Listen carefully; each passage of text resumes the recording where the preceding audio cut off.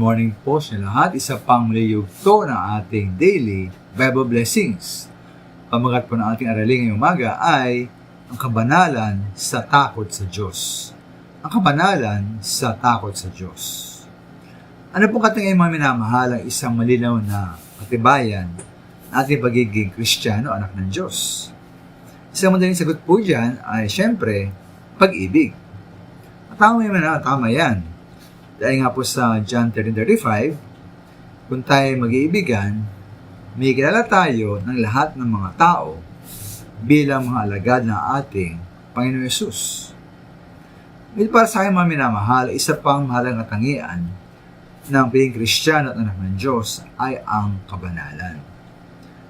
Sa 2 Korinto 6:4-18, binigit po roon, binigit ng Biblia, na tayo mga Kristiyano po ay templo ng Diyos. At nananahan at namumuhay ang Diyos sa piling natin. Ikalawa po, tayo po tinawag din na bayan ng Diyos. Ikatlo po, sabi po ng Diyos na siya magiging ama natin at tayo magiging mga anak niya. At dahil po sa ating katayuan, ang katangian bilang templo ng Diyos, bilang bayan ng Diyos, at bilang mga anak ng Diyos, ano po ang inaasahan ng Diyos mula sa atin? Ano po sa 2 Korinto 7:1, mabiroon, maminamahal sapagkat ipinangako sa atin ang mga bagay na ito, alisin natin sa ating sarili ang lahat ng nakapagpaparumi sa ating katawan at sa ating espiritu.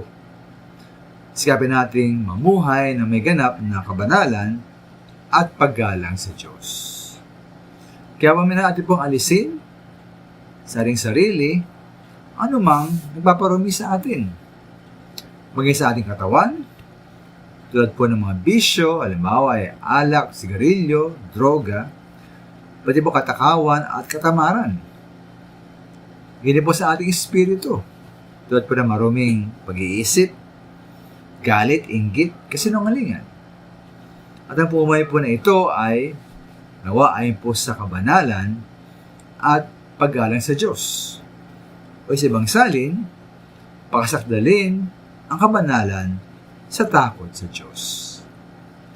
Kaya maminaw tayo ba talagang tuwing na Kristiyano, anak ng Diyos?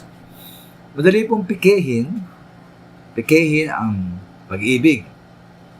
Ngunit pa ang tunay na kabanalan at takot sa Diyos, para sa akin ay mahirap. Meron ba tayong ganoon? Meron ba tayong totoong kabanalan at takot sa Diyos? Maraming salamat po.